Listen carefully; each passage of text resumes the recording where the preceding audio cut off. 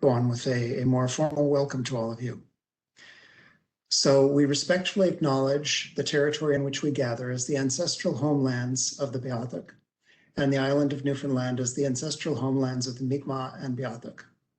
We would also like to recognize the Inuit of Nunatsiavut and Nunatukavut, and the Innu of Ntassinan, and their ancestors as the original people of Labrador. We strive for respectful relationships with all the peoples of this province as we search for collective healing and true reconciliation and honor this beautiful land together.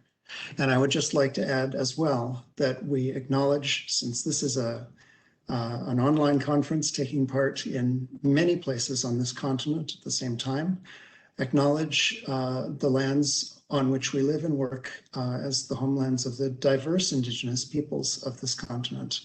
And I want to express my own profound gratitude at being able to work with these communities and their wonderful languages.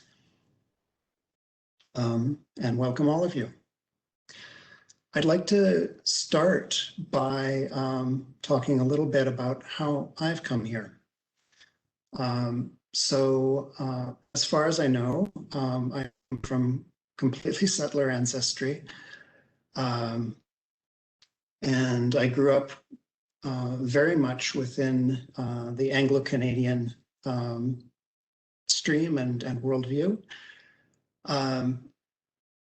And became interested in linguistics at a fairly young age. I've always loved languages. And it wasn't until I was in my 30s that I started getting interested in Indigenous languages. This came about through a course that I took at the University of Victoria, taught by Leslie Saxon, who is here today. And it was a survey course on the languages of the Dene family. And from the very first word I heard in a Dene language, which incidentally was the word Huashlegonkon in the Chinchon language of the Northwest Territories. Huashlegonkon means, are you enjoying the taste of the food, more or less? And from that very first word that I heard, I fell in love with the Dene languages, and I've spent the last number of years studying the Dene languages, Chinchon and Tsuut'ina in particular. I'm still enjoying the taste of the food after about 15 years of this. And then in 2018, I got a job at Memorial University of Newfoundland, a job whose mandate is particularly working with and for communities in Labrador, studying and documenting the languages of Labrador, Inuktitut and Innuimun, and the ways in which they are changing and the ways they are being revitalized by people in communities today. To this end, in 2019 and 2020, I co-hosted with Labrador communities a couple of workshops on language revitalization. The first one was in 2019 in Shahaju. It was co-hosted with Mamotishkurumashtau in New Education, and its director Ganani Davis.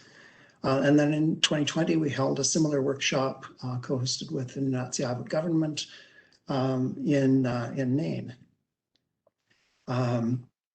And at the conclusion of both of these workshops, we had discussions with the attendees on ideas for a successor workshop. And the most popular idea for this was language learning and teaching technology. And there was a great appetite among the people who worked with us at these workshops for a focused look at how to use language and language learning and teaching technology in the classroom and beyond. And we were getting all excited about this. We were planning these successor workshops, and then the pandemic happened. March 2020, everything closed down. And obviously, this has had a hugely disruptive effect all over the world on everything. Language revitalization efforts are no exception. The disruption has been really profound and has affected communities and languages and revitalization efforts in numerous ways. So, of course, probably most fundamentally, we've been unable to gather for much of the past year and a half. And when people talk together, traditionally they gather. So there has been a separation between neighbors, sometimes even family members, friends, and difficulty in doing the most basic of human activities, hanging out together and chatting. And since many of the most successful language revitalization efforts had conversation as the central focus, language revitalization efforts everywhere have taken a hit. And concurrently with this, many places experienced a shutdown of the school system as learning either went online or stopped altogether for some time. And so any school-based revitalization efforts were disrupted as well by that. And then tragically as well, many communities have lost elders to COVID-19 and associated illnesses. And the loss of elders with their irreplaceable knowledge of language has been a terrible blow. However, at the same time, there are some reasons for optimism. So our struggle with the pandemic has taken things away with one hand and given with the other. So there's been rapid development and spread of online learning technology. So Alana was mentioning just before we started here that she's been using WebEx, the platform we're using to host this conference today. She's been using it for more than 10 years.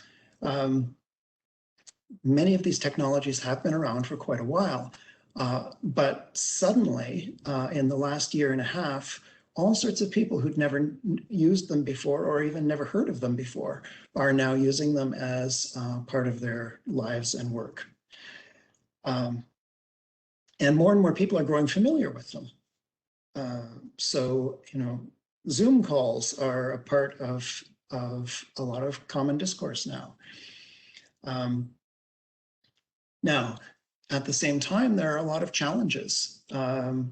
In many, many remote Indigenous communities, there is little cell phone or broadband access, and sometimes none at all.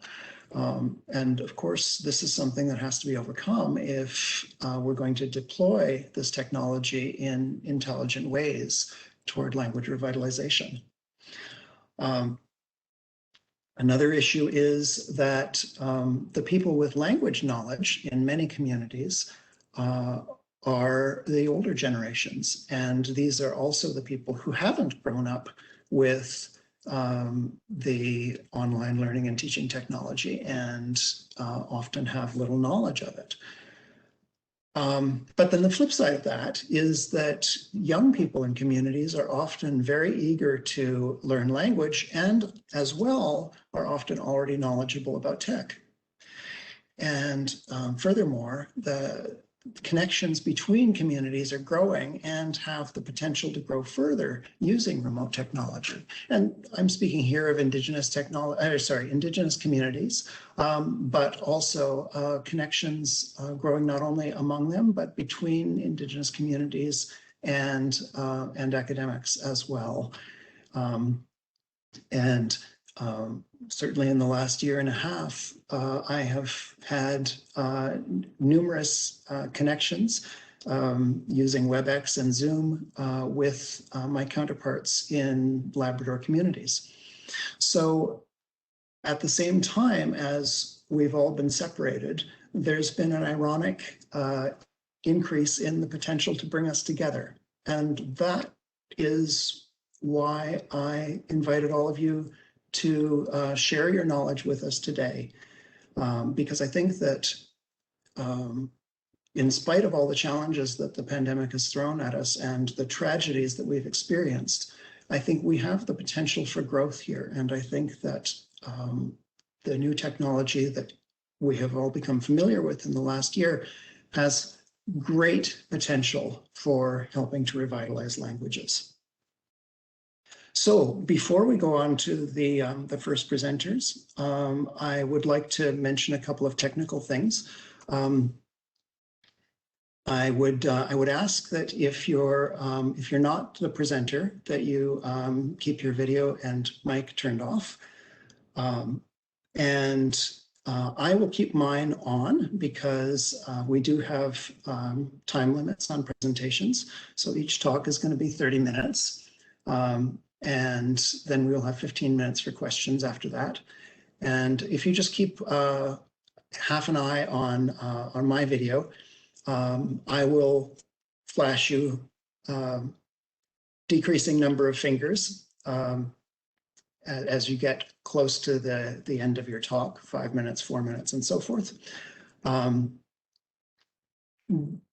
Don't be too worried about running over time because we do have 15 minutes for questions, so that gives us a certain amount of flexibility. Now, if you're an attendee of this conference, listening to the talks, I would ask you, if you do have a question, please put a couple of question marks in the chat window.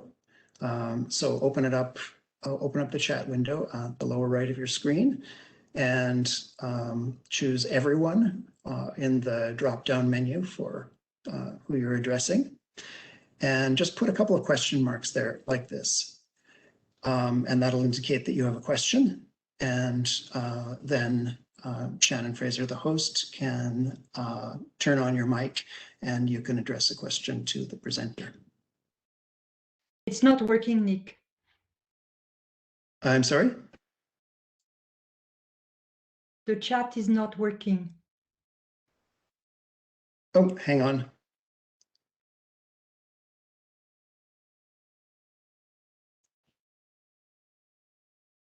Does everyone see it?